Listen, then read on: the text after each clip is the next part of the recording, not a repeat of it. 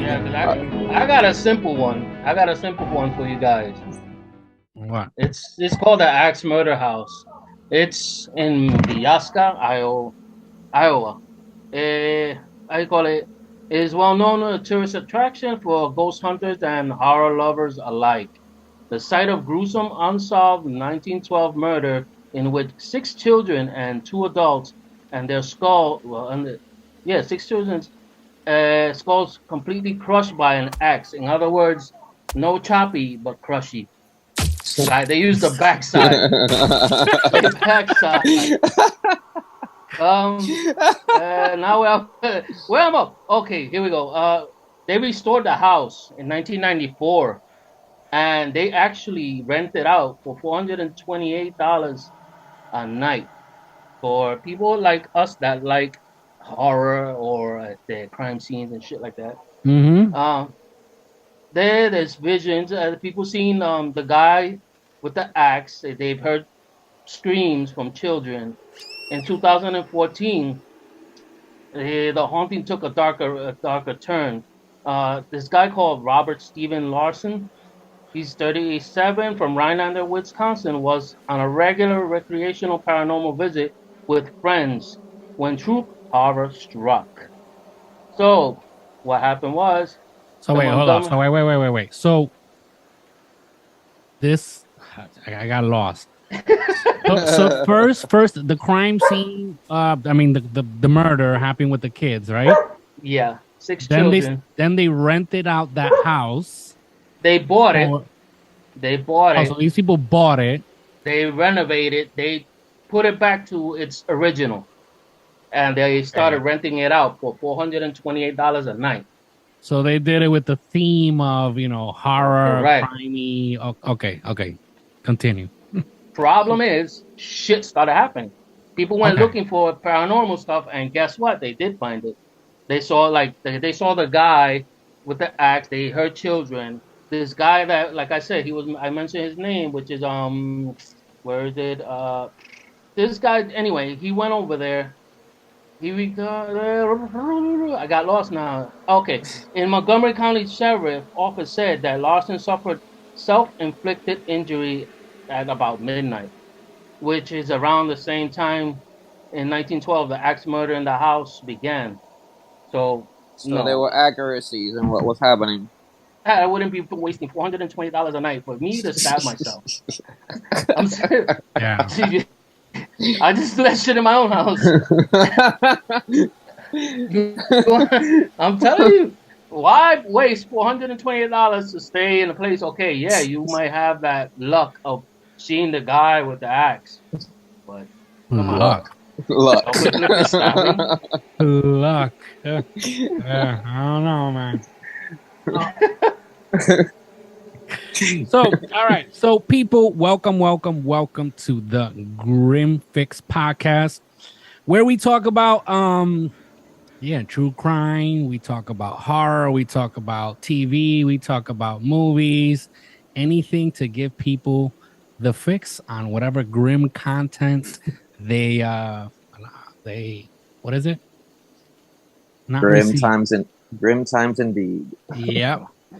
So I got my co-host here today. We got JR and Sir Charles in the building. Yo. And I appreciate you guys being here. So anyway, we're talking about this house. Where was the house again? Before we jump into whatever other topic. Let me check back. I'm telling you, people do shit. Like, where I've been wanting to go? It's in Biasca or Iowa. In Iowa, okay. I've been wanting to go to, I think it's in Connecticut. Is it? I think it's in Connecticut. The museum. So, what is it? Insidious, all these movies. The two people. I confuse The Conjuring. The Warrens. Yeah, the guy and the woman that see stuff. Where Annabelle. Yeah. That's from The Conjuring. It's Conjuring, right? Yeah, but I'm trying to remember their names. The Warrens, Ed and Lorraine Warren. The Warrens. Correct. Yes. So there is, to my knowledge, there's a museum with all the stuff that they have and I think it's in Connecticut. Yeah, where Annabelle is, right? Yes. Man. See, I've been wanting to go, but I know that I checked during COVID, and it was closed to the public. And you really want to go over there? No, well, it's a museum. I mean, yeah, True. it's but yeah, But won't you feel that you'll take something with you, like exactly. I don't know, some yeah, dark energy with you? I've thought of that. Like, I don't know, man, but it's just curiosity. It's the same reason why people go to the Amityville Horror House. Yeah, that's I close, think but that's there in it. I think it's in Yonkers. I think it is. No, it's not Yonkers. Supposed to be That's in New York. I remember I always believed it to be in Long Island. This is where I always believed it to be. Well. Let me check. Hold up. I don't remember. I know it's in New York, but to me it was in Yonkers. House. A lot of people forget that Ryan Reynolds was in the reboot of the Wow. Long Island. A comedian doing horror. He did a pretty good job. It is in Long Island. Yeah. It is. Yeah, it's in Long Island, Amityville, Long Island. But yeah, like I don't know, it's a whole curiosity thing. I don't know, like I would like to just see. I mean, I'll probably just end up shitting my pants just once I'm outside, and I'll be like, "Nah, fuck this. I'm not going in there." But I don't know, it's just that morbid curiosity. Exactly. Yeah, well, yeah, I do have that curiosity, but it's like David is saying, you have that like. I think we all in the do. Back, we all do, like some extent. Yeah. Driving back and looking through the mirror, seeing the doll sitting in the back. Yeah, you see shit like that. That's where I'm like, when it comes to like toys, toys and kids, kids and the elderly. Yes. Well, not much. I prefer. I mean, I don't prefer. Yes, remember that demons will attack things with weaker wills, such as children and the elderly. True. Yeah, but kids are scary even if they're not possessed. The elderly too. Yeah, the elderly. Yeah, man. Like I remember in the movie It, the new one, not the old one. The freakiest part for me was when that old lady is like, and she's like, the girl goes to the house. I think it's part 2, and she goes, and the lady goes to get tea, and all of a sudden she goes into like the dark kitchen, and all you hear is the. She's like walking by, and then all of a sudden she comes out all this story. Yo, nah, man, nope. It's like the old lady from Drag Me to Hell. Exactly, that's what I was gonna say. That's creepy. You read my mind. Creepy lady. I don't remember that. You never seen that? You gotta see. Well, it's not. Yes. It's not like a horror film that really will scare the shit out of you, but makes you think. Drag Me Down. That's not the one with that's not the one that was Justin Long. Justin Long. Yeah, Justin Long. Her name is, I think, Ganush, some shit like that. I think that was her name, her character name. 2009 was it? Yeah, somewhere around there. 2009. Yeah, 2009 with Allison Lohman, Justin Long, Lorna Raver. I don't remember this. It's old. Horror, supernatural movie. Oh, I gotta watch. I'm telling you that horror movies have been so well for me. I don't know if it's because I'm getting older. I don't know if it's my likings are changing. I really don't know. I feel like every horror movie that I've seen lately sucks. Garbage. They're like okay, so let's use for example the Last Shift. Charles, did you watch it? No, I did not, because just by looking at the poster, like I knew terrible. I knew it was gonna be garbage. UGH. Dude, it was so bad. Like I kept watching because I was like, all right, something good has to happen. Don't get me wrong. The main idea behind it, I liked it. I like the idea of they use sort of like a type of the Manson family. Remember Okay, Charles Manson? but for the people that haven't seen the movie, like me, like what's it about? Okay, so the movie is what they try to do. You know how Saw takes place basically like Saw the original, the best one. Yeah. Takes place basically in one room. Yeah, right? the bathroom. So they try to do something like that, but it's a precinct. So apparently they're closing the old precinct, but they still have the lockers filled with evidence. So the new precinct is opening, I think, the next day, but until all that evidence is picked up and taken to the new precinct, they have to have somebody there watching it. So this girl, she has the last shift and she's there by herself. Her job is to just stay there all night, blah, blah, blah. Okay. So while she's there, strange things start to happen.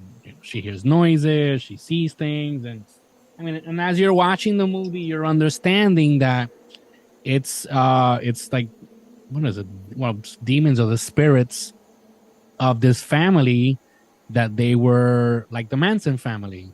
Mm-hmm. They used to go to people's houses, surround their houses, kill people. And then these people apparently they got arrested. And then the story that she was fed by her father that was a cop was that the family was killed during, it was a shootout, right? When they were going to get arrested, they got killed. But the truth is they were taken into custody. They were taken to the precinct.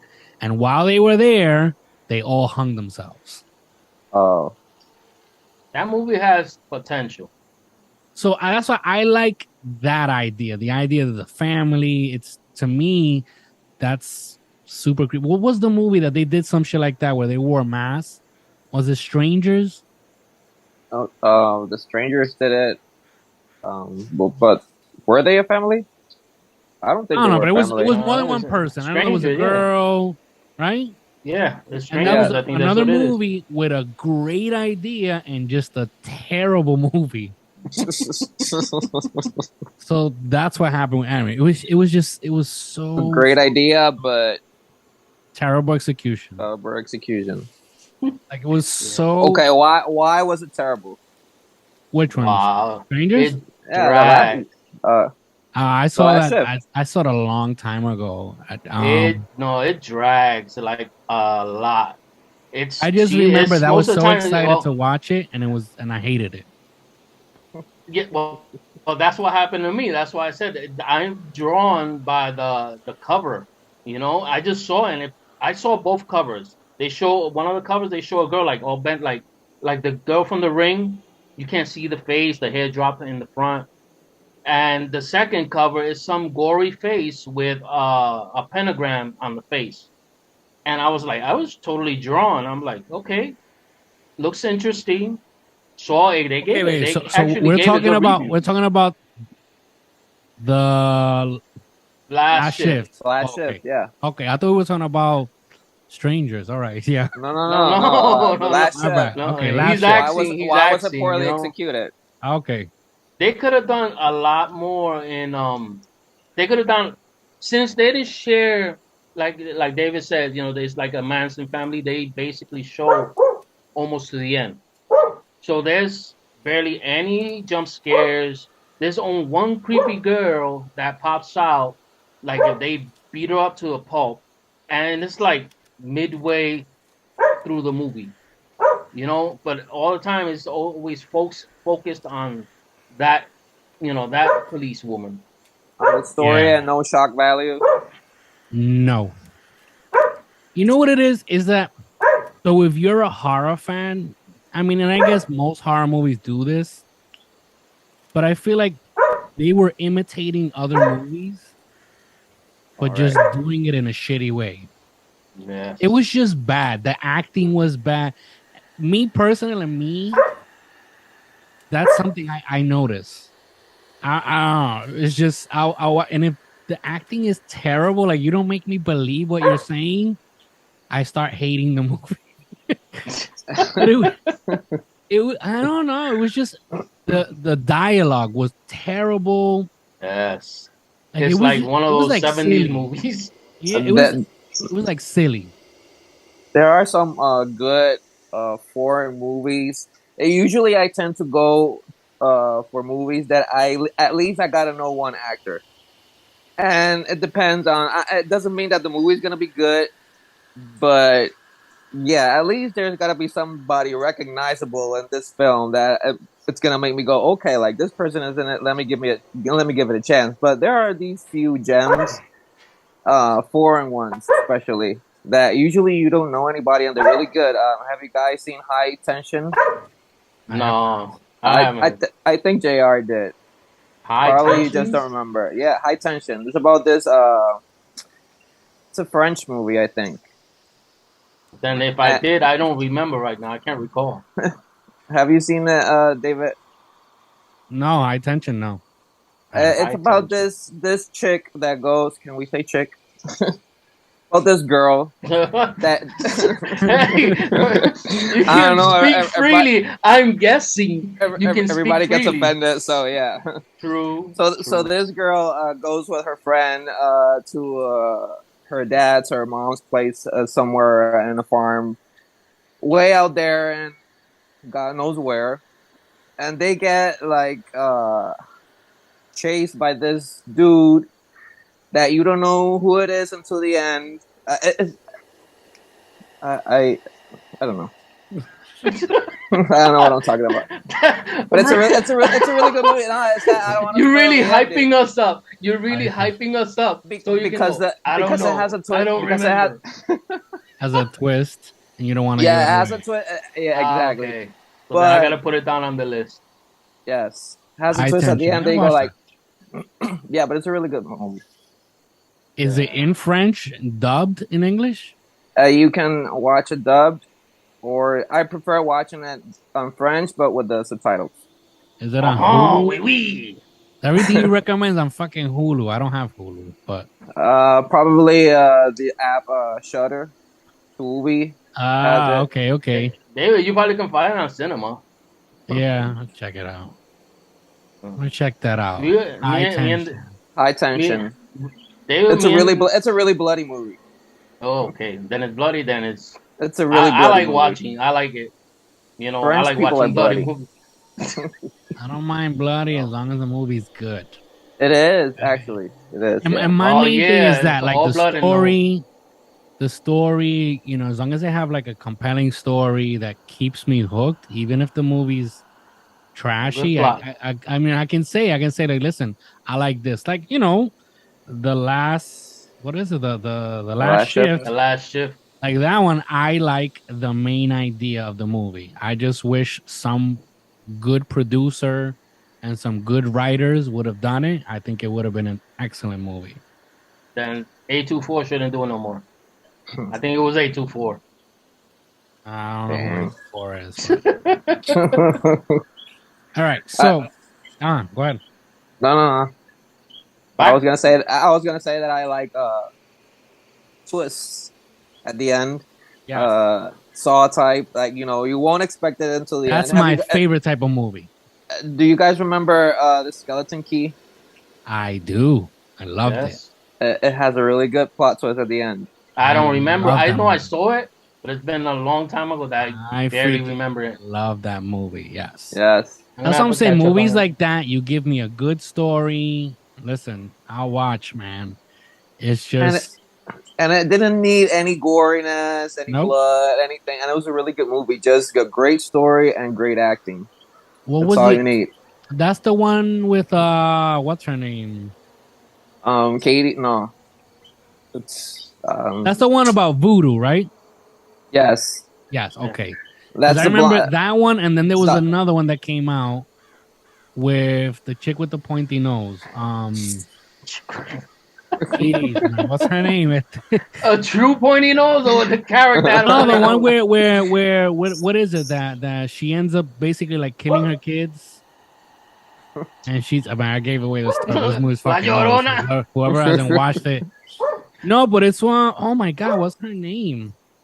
I can't remember. She's the tall lady. Please. She's like afraid, and then she's like in this old house, and they can't leave, and then they see spirits. Oh, The Others. The Others. There you go. I The remember those Others with movies Nicole came out. Kidman. Nicole There Kidman. you go. Ah, okay, now I get the point, you know. Okay, so those of you who are listening to this podcast, I am the worst when it comes to celebrity names. I can mention by movies or shows. I don't know Descriptions. Yeah, I don't. Yeah, traits. Traits. Like I know very few like celebrities. That's JR's department. He usually knows people's names. My wife. Then you gotta have your wifey next to you so you'll be able. My wife is another one. Like, Not your like, what's this girl or this guy, and she knows. I don't follow any of that. So anyway, so let's get to today's story. We're gonna be talking about, since we're talking about horror movies, we wanted to talk about one of the serial killers that he inspired a few horror movies. Yes. Right? Because many people think about Ed Gein and they say, oh, you know, he's the inspiration for Texas Chainsaw Massacre. So up front, I'm gonna tell you, look, I saw Texas Chainsaw Massacre maybe I want to say over 20 years ago. So I really don't remember much besides Leatherface and the chainsaw. But anyway, so I really wanted to talk about this. I found this, so I never really looked it up, and I started digging into it, like inspiration for movies and horror movies, and you know, just to start it off, being that this is the first episode, I wanted to find somebody that we can, you know, not only talk about the true crime aspect of it, but also when it comes to like horror movies, right? So, for those of you who are listening on the podcast, on the show notes, I will put the links to my sources that I use. I'm not trying to plagiarize anybody's work. So you can look it up and check it out and read the entire article. I just took out bits and pieces that I think you guys would like. I also started looking at some videos about them. I've seen other podcasts talk about this case. Obviously, I mean, you can't talk about true crime or serial killers and stuff like that. You cannot talk about that without talking about Ed Gein, right? But I did notice that a lot of them go into these long-winded details that just, to me, I found boring. Maybe other people might like. So again, I took out what I found interesting. All right, here we go. Ed Gein, whose government name, right? This is where we have to cue the music. Named Edward Theodore Gein. Also later earned the name of the Butcher of Plainfield. He was born on August 27, 1906 in Plainfield, Wisconsin. Gein, who for years lived in the rundown house in a Plainfield, Wisconsin, is one of the most bizarre American serial killers, gaining him notoriety around the world to the point where he became the inspiration for a number of books and some of our favorite horror movies. This guy, he dismembered and skinned his victims and made all types of shit, from clothing to gloves, furniture, chairs. He even made a bodysuit. All right. Yep. Crazy. So most of us, and I know for certain that my co-hosts here, Sir Charles and JR, they've seen the horror classics like Texas Chainsaw Massacre, but also it inspired movies like Silence of the Lambs. And if we go even further back, movies Psycho. like Psycho. Yep. Psycho. Yeah. But many might not know, myself included, is that these sickos like Norman Bates and Leatherface and Hannibal Lecter and Buffalo Bill, which Buffalo Bill, they use certain aspects of Ed Gein for Silence of the Lambs, but there's also another serial killer we'll be talking about later on that is the true inspiration behind Buffalo Bill. But anyway, I digress. So, so Buffalo Bill, where they were inspired by the real life Butcher, Ed Gein, Butcher and of Bloody Face from American Horror Story season 2. Bloody Face. Yes. Interesting. Yes. All right. So in November 1957, local police were searching for a missing woman. After investigations, they ended up in Gein's house. And when they finally entered the home, what they found left them baffled. Upon the officer turning on his flashlight in the dark house, like a scene from a movie, they found the woman they were looking for hanging from her ankles, completely gutted. Hold on, este me está distrayendo con el ruido. Who? You or somebody got a TV. Oh, that's some asshole with the speaker. Okay. This is like, Puerto Rico, dude. That shit is like, you know that they even announce, they go through here announcing the bread store. You know how it is. All right. Not my fault. All right. So I mean, we go back. Okay. So like a scene from a movie, they found the woman they were looking for hanging from her ankles, completely gutted, with a slit from her sternum to her pelvis, and decapitated. Upon inspection of the entire house, they found human remains, organs, skulls, furniture made with human faces like lampshades, and furniture upholstery made from human skin. They found jars with human noses and totos in a jar because they have female genitalia. It's in a shoebox. Yeah, it's nine vajayjays in a shoebox. What the hell are you gonna do with 9 vajayjays in a shoebox? Look, he even had a belt made from female nipples. He had gloves. You can't make that shit up. You just can't make it up. Yo, they should put that in a movie. They should actually put that in a movie and call it Texas Chainsaw Massacre. Word, right? Look, he even made gloves with the skin of hands, right? They found over 10 human skulls among the gruesome artifacts.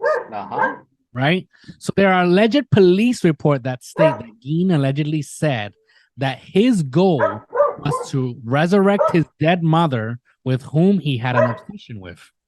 But he was making that bodysuit. Because he wanted to be his mother. Yep. And apparently, right? Some reports.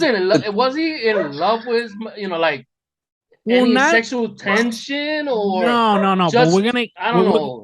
We're gonna get to that, which is crazy. I still don't understand what the obsession is, but it's always the mommy issues. Yeah, well, Psycho. If you go and look a lot of these movies, it's always the mommy issues. Yep. Well, it's always the mommy issues. It is usually the daddy issues in females. Well, I guess the guys go through that mommy issue. Yes. So usually that's the topic of American Horror Story. It's always the mommy issues in each season. Mm-hmm. I don't know. This just makes you think, right? What kind of upbringing can make a person do this type of shit? So let's look at his early life. So according to reports, Edward Theodore Gein didn't have an easy childhood.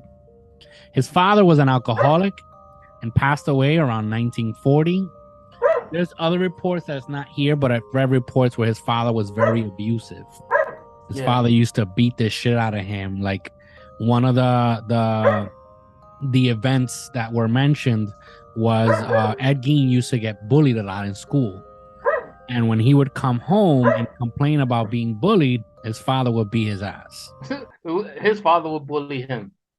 So it says his mother, she was a dominant religious fanatic who allegedly was verbally abusive to her children. And she raised them with the belief that women were vessels of sin, that the world was full of evil and immorality, and activities such as drinking were instruments of the devil. In an attempt to protect their boys from the evils of the world, she raised them right outside of town in Plainfield. The boys only leaving their... So they lived somewhere else and they moved right to Plainfield to a farmhouse. And she wanted to protect him so much that these boys, they wouldn't leave the farmhouse unless they were going to school. Right? Wow. So classmates that remember Gein, they must be, well, that remember, because I'm probably pretty sure these people are all dead now, said that he was disconnected and odd and had these sudden bursts of laughter that they couldn't understand. That makes me think of Joker, right? True. That's the first thing that just popped into my head. Joker. He would just laugh and he couldn't control it. So again, in another report that I was reading, it says that one of the weirdest things that he had was supposedly he got very excited when he was 7 years old. That's why I say allegedly, because these reports is like, how do you know this? I mean, do you really remember if you're that old when you're 7? But anyway, according to some reports, when he was 7, he saw his parents slaughter a pig, and that excited him. Wow. Right? So another report is that when he was around 12, he was whacking off in the bathtub and his mother get excited. You get excited watching a bit. You go whack off. Come on. No, but that's excited for the pig was 7. This is when he was 12. Wow. He was caught whacking off, and his mom supposedly went to the bathroom and grabbed him by the balls. And she was torturing him and told him that, he was basically your penis is the devil. Like she wanted them to be virgins, him and his brother, right? Oh my God. Super religious. All right. Too So religious. classmate, remember? Okay. Apparently, right? Gein was the target of bullies since he had a lazy eye and he also had a speech impediment. Despite his mother being so hard on him, he seemed to idolize her. He embraced her way of looking at life, her lessons, and her viewpoints. So, Ed Gein had an older brother named Henry. But his brother seemed to push back on his mother's lifestyle, right? And occasionally he would confront her in front of Ed, which is why Henry, his older brother, is suspected to have been Ed Gein's first victim. Yeah. Right? In 1944, Ed and his older brother, Henry, were working on the farm. And they went to clear some vegetation. And to do that, they had to set fire to it. Apparently, there was a post where the fire got out of their hands and the fire department had to be called in. Upon arrival, originally, Ed claimed that his older brother had vanished. But then again, he was able to lead authorities to his body, which was found face down in a marsh, dead from quote-unquote asphyxiation. Even though... No, excuse me, they supposedly said it was a heart attack, just like his dad. Then they found out it was by asphyxiation. So it says, quote-unquote asphyxiation. Then it says, even though there were bruises reported on the victim's head, the death was ruled an accident. Now it was only Ed and his mother Augusta in the farm. All right? Augusta. So, fast forward, following Augusta's death, Ed Gein transformed the house into something of a shrine for her memory. He boarded up rooms that he used, keeping them in pristine condition, and moved into a small bedroom off the kitchen. Living alone, far from town, he began to sink into his obsessions. Ed filled his days by learning about Nazi medical experiments, studying human anatomy, and consuming porn. Man, this is in the 40s. Was there porn in the 40s? Right? Were there any TV to watch porn? But that's what I'm saying. There were magazines. Had a TV or magazines. Yeah, there were magazines. Black and white nudies with them big ass underwears. Because it's like, come on, like, yeah. All right. So though he never attempted to date any real women, this is so odd the way they wrote this. Though he never attempted to date any real women and reading, so I guess so it's a continuation, right? Studying human anatomy, consuming porn. Though he never dated real women, but he also read horror novels. He also began to indulge in his sick fantasies, but it took a long time for anyone to realize. Indeed, for a full decade, no one thought much about the Gein farm outside of town. Everything changed in November 1957. All right, yes, in the 50s, when a local hardware store owner named Bernice Warden vanished, leaving nothing behind but bloodstains.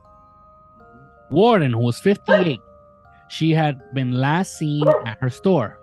Her last customer, none other than Ed Gein, who'd gone into the store to buy a gallon of antifreeze. Police went to Ed's farmhouse to investigate and found themselves in the middle of a waking nightmare. Their authorities found what would later inspire movies like Silence of the Lambs, Psycho, and Texas Chainsaw Massacre. Okay, so we already spoke about that. So it says, as soon as investigators stepped into Gein's house, they found Bernice Warden in the kitchen. She was dead, decapitated, and hung by her ankles from the rafters. There were also countless bones, both whole and fragmented skulls, impaled on his bedpost. Jesus. And bowls and kitchen utensils made from skulls. Worse than the bones, however, were the household items that Ed had made from human skin. Authorities, this I find insane. Like, so they found we briefly spoke about it before, but they found the chairs upholstered in human skin, a wastebasket made of skin, leggings made from the human leg skin, masks made from faces, a belt made of nipples, a pair of lips being used as a window shade drawstring, a corset made of a female torso, and a lampshade made from a human face. Along with the skin items, police found dismembered body parts, including fingernails, 4 noses, and the genitals of 9 different women. What the hell do you want with 4 In noses? a shoebox. Shoebox full of vaginas and 4 noses. But that's what I found. Think about it. Like, this guy, what? He's mad. Okay, that's truly sick. They also found the remains of Mary Hogan, a tavern keeper who'd gone missing in 1954. Ed Gein readily admitted that he collected most of the remains from 3 local graves. Oh, that's another thing. He used to do grave robbing. Yeah. And yet he didn't have sex with them the way they said. He wouldn't because they stunk. Yeah, that's what he said. So basically he didn't kill all of these people. He was just grave robbing. No, exactly. So he did kill people, but he didn't kill all these skulls. No, he was doing a lot of grave robbing. So it says here, okay, so Ed Gein admitted he collected most of the remains from 3 local graveyards, which he started to visit 2 years after Augusta's death. He told police he'd gone to the graveyards in a daze looking for bodies that he thought resembled his mother. Ed also explained why. He told authorities that he had wanted to create a woman's suit so that he could become his mother and crawl into her skin. Why? So Why how would you many? do that? No, I don't get it. That's just. God. I mean, obviously, if you want to dig into the whole psychological thing, I mean, I'm pretty sure doctors will have a field day with this. You know, there's just so much, but. and yet he never went to jail. He didn't? No. I haven't gotten that far. He was in an institution, a mental institution. Oh, that's right. Yeah. Mendota, some shit like that. I think it's the name. Let me see if I have it here. Okay. All right. So how many people did Ed Gein kill? Following the police visit to Ed Gein's house, the Butcher of Plainfield was arrested. He was found not guilty by reasons of insanity in 1957 and sent to Central State Hospital for the criminally insane, where he was diagnosed with schizophrenia. Then his farmhouse mysteriously burned to the ground. Ed Gein being led away from his house in handcuffs after admitting that he'd killed 2 women. 10 years later, Ed was deemed fit to stand trial and was convicted of murder of Bernice Warden, but just of Bernice Warden. He was never tried for Mary Hogan's murder because the state allegedly saw it as a waste of money. Ed was insane, they reasoned. He would spend the rest of his life in hospitals either way. But that raises a chilling question. How many people did Ed Gein kill? Until his death in 1984 at the age of 77, he only ever admitted to murdering Warden and Hogan. The other bodies police found, as many as 40 in his home, he claimed he robbed from graves. As such, we may never know how many people fell victim to the Butcher of Plainfield, but it's certain that Ed Gein stands as one of history's most disturbing serial killers. He's also seen as the inspiration for the mother-loving Norman Bates in Psycho, Texas Chainsaw Massacre, Leatherface, and Silence of the Lamb, Buffalo Bill. So, my question is, like, how many people do you have to kill? Let's Google this. How many people do Be a serial killer? Have to kill Many. to be a serial killer? At least 3. So it says a series of 3 or more. See? So why is he's not a serial killer then? I can be a serial killer. I guessed it. But that's what I'm saying. He can't be a serial killer because, okay, he fucked around with dead bodies, yes. But he didn't kill them. But they never proved it. Supposedly he killed his brother. True. So yeah. Remember, he killed his brother. He just supposedly he didn't. He died, by the fire and all this bullshit. But hey, he got it. He had it, and he got it. Plus the collection of dead bodies. Yeah, but even if he only killed his brother and the 2 women, that makes him a serial killer right there. Interesting. So my question is, are you born evil or are you made evil? Made evil. Remember, his father was beating. You know what's the irony of this whole thing? Yet his father would beat the crap out of him, but his father died of a heart attack. And he wasn't killed by his own son. Which, me being him, I would have just wasted the guy myself. God knows we all thought something like that. So when we go to the question about being evil or made evil, born evil, it makes me think about talent. Ooh. Wait. Let me explain. So you know how they say talent is not acquired, you're born with it? Uh-huh. And then it's up to you to develop it. Yes. Right? Like you have talent of drawing. No. Example, right? And then you practice and you learn and you get better, right? Right, you make it bloom. I can have talent in music, so it comes easier to me when it comes to learning how to play an instrument and, following rhythm and blah, blah, blah.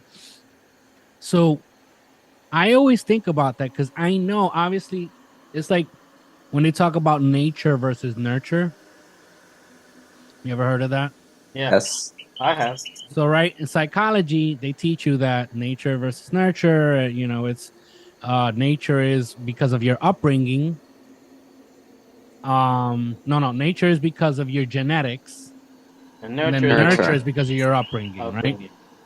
And I always say I believe in both. I believe in I do too. We are a combination of both, right? Because there are things like genetics. Like I've seen people, right, that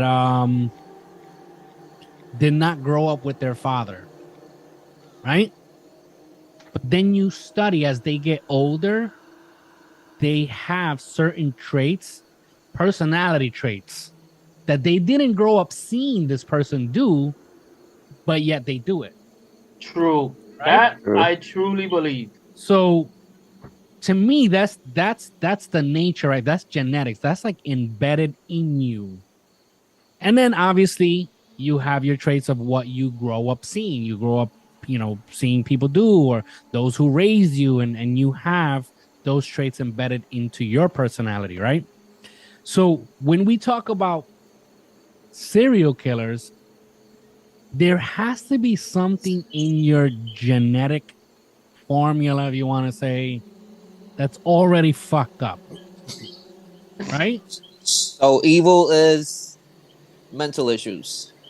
I don't want to say mental issues. I just think it's just in the blood, it's like it's just genetically embedded in you. But just like talent, because I can have the gift of I was born with musical talent, but that doesn't mean I'm a great musician. That doesn't mean I'm a great musician just because I become a great musician by practicing, by putting work on it. So I believe, and this is just me talking shit for all you people who are listening, none of us here are psychologists, psychiatrists. We're just bullshitting here, but bullshitting.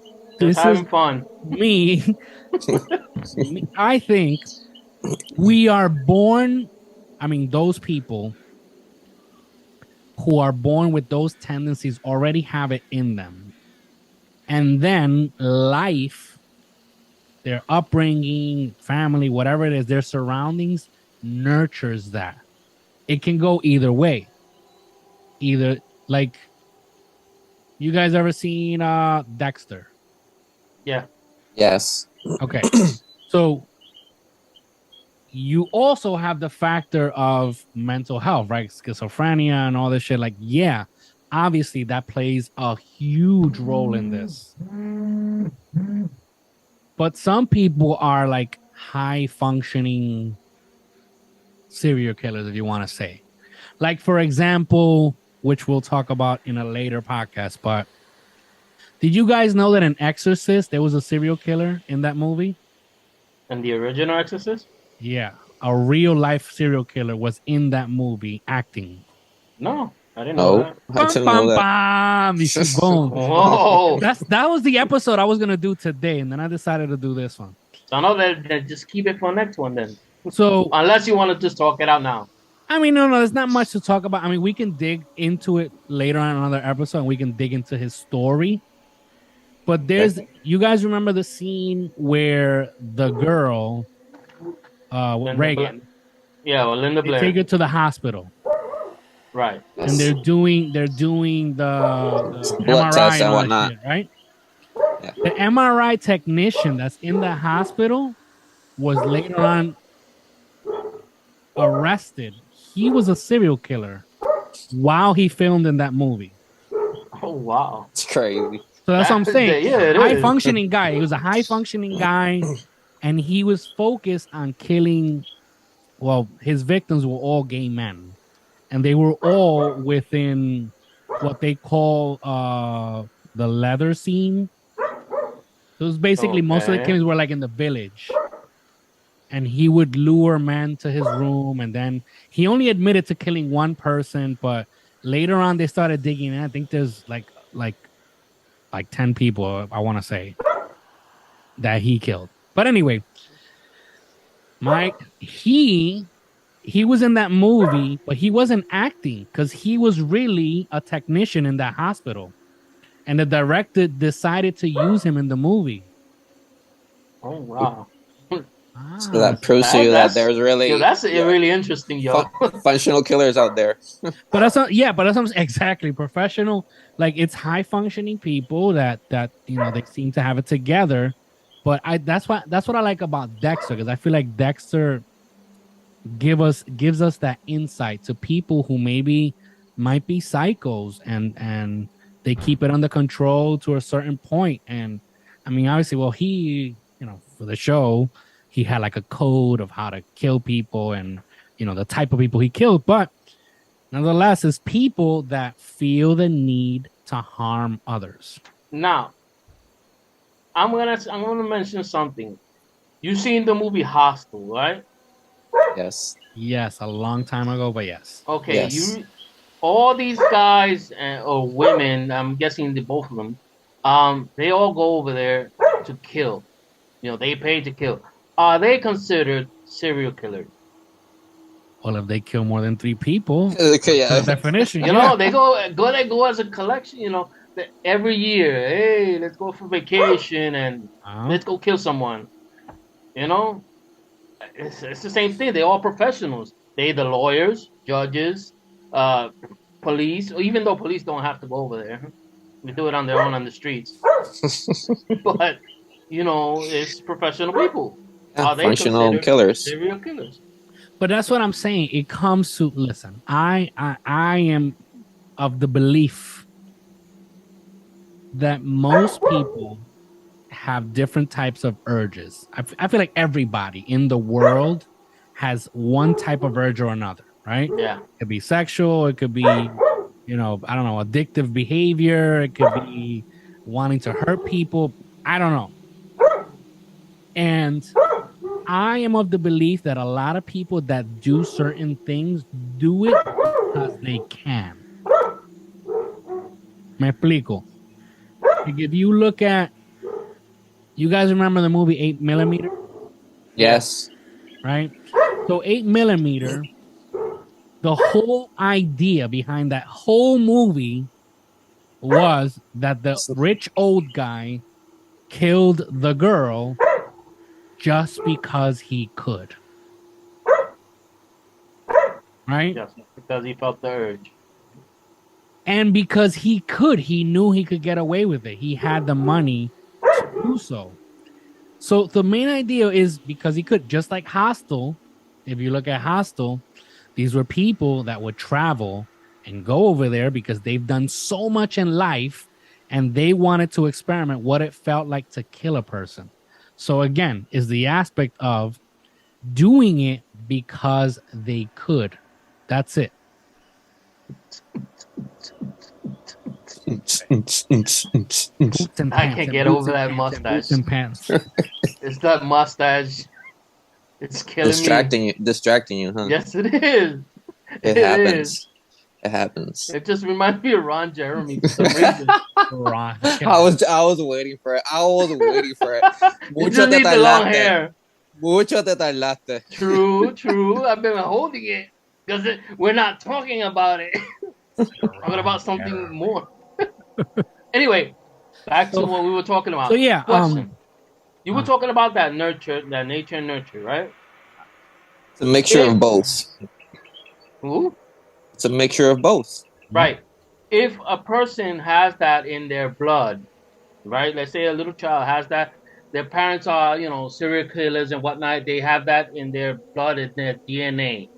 Now, can they be nurtured the other way around? Of course, that's what I'm saying. Again, I am not a psychologist. I don't know what the fuck I'm talking about. Well, you believe. But I believe, yeah, because if we go back to talent, you could be born with artistic talent. If you nurture it, you can become a great artist in whatever it is. Right. But if you nurture yourself to be a piece of shit, that's what you're gonna be.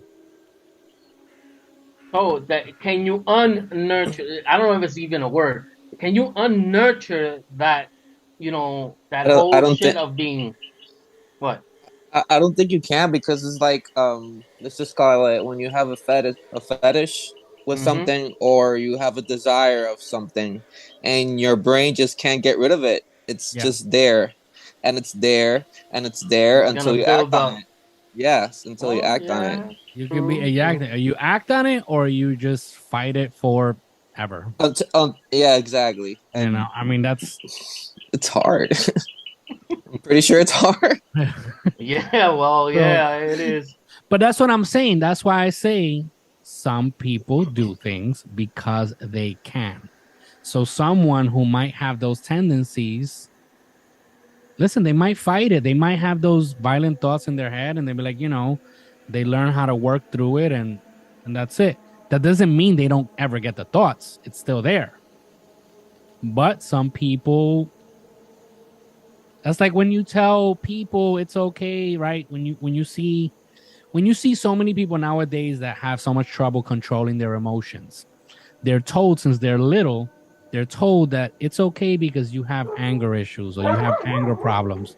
It's okay to be who you are. So it's never talked about consequences to letting that anger out.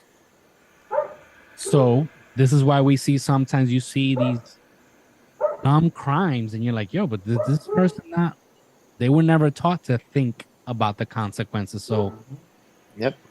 So they or did just it rage. they Rage could. just blind them. Yep. Rage blinds people. Yeah. So anyway, so that's Ed Gein. I mean, another aspect of this is his mom was very religious. And if we look at us as humans, whatever we're told not to do is what we develop urges to do. Right? His mom was religious, but she was still abused verbally. Yeah, but she was religious to the point like she was a fanatic. Like the world is the devil. Don't go outside. Yeah, that's like Waterboy. Remember the movie Waterboy? Yeah, and you need, people. I don't know, man. She created an outcast of her own son. I mean, no wonder he was fucking weird. Like reminds me of the movie Carrie. Ooh, yes. Harry. That's another one. They're gonna laugh at you. Harry. I hate that. That's my nightmare. Harry. Wow. Harry White. That movie, I mean, I haven't seen the original one in a long time, but I remember I saw it when I saw the remake, I actually liked it. The remake was good, but the original is like way more. Well, I can't say scarier, but it is more creepy. It's her face. It's her. It's the stare. It's the mother. Come on, tell me it's not creepy when Carrie sends those scissors and knives flying and she ends up being like in a cross in the hallway. Tell me that's not creepy. I feel like Carrie in the original movie was scary to begin with. Just her face is just creepy. Didn't she win like some award for that movie? That was Sissy Spacek, right? Sissy Spacek. Sissy Spacek. I have no idea. Hey, at least we have one advantage over him.